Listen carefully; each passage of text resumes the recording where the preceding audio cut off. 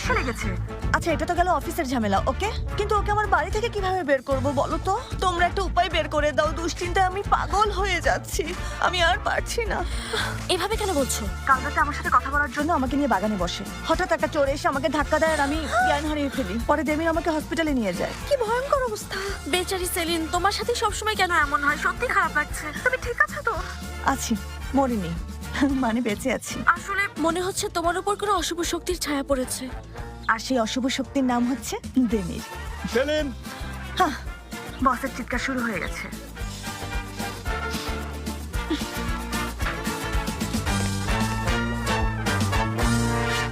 Saline,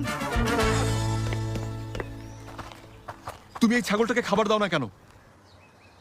তোমার জন্য অন্য কিছু ভাবার সুযোগ পাই? পুরো দিন ঘর গোছাতে গোছাতে ক্লান্ত হয়ে পড়েছি, একটু ঘুমোতেও পারিনি। দেখাশোনা করতে না পারলে এই প্রাণীগুলোকে এখানে কেন বন্দি করে রেখেছো? ওর অবস্থা দেখো, এতটাই ক্ষুধার্ত যে আমার পুরো সোয়েটারটা খেয়ে ফেলেছে। সাকিস, আই এম সো সরি, তোমার অনেক কষ্ট হয়েছে। এই ছাগলের কাছে কেন ক্ষমা চাইছো? তোমার জামা কাপড় তোমার সামনে রাখা উচিত ছিল। এভাবে বাক্সে থাকলে তো খাবেই। ওহ সেলিন, ওহ, কি করছো তুমি ওখানে? আমার চাবিটা হারিয়ে গেছে। কাল রাতে ওটা খোঁজার সময় চোরের সাথে ধাক্কা লেগেছিল। হয়তো চাবিটা এদিকেই কোথাও পড়েছে। বাহ, খুব ভালো। একদিকে চোর ঘোরাঘুরি করছে আর উনি চাবি হারিয়ে ফেলেছে। ইচ্ছে করে হারাইনি।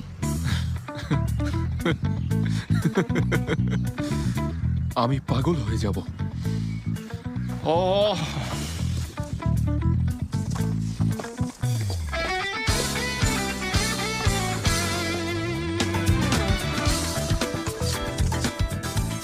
তুমি এটা কি করলে সাকিব? কত কথা শুনতে হলো। নিশ্চয়ই অনেক দামি সোয়েটার, কতখানি খেয়ে ফেলেছো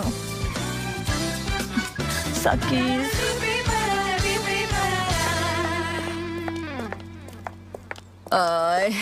তোমার কি মনে হয় ফিরোজে, এই ডেজার্টটা কি কাজ করবে? হ্যাঁ, ধরে নাও কাজ হয়ে গেছে। এটা আমার স্পেশাল ডেজার্ট লীলা।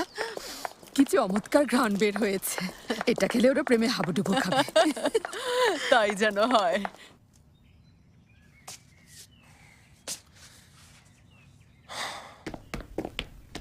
এটা কোন ব্র্যান্ডের বুঝতে পারছি না। আমাকে বলে দাও, আমি অনলাইনে তোমার জন্য একটা নতুন সোয়েটার অর্ডার করে দেবো।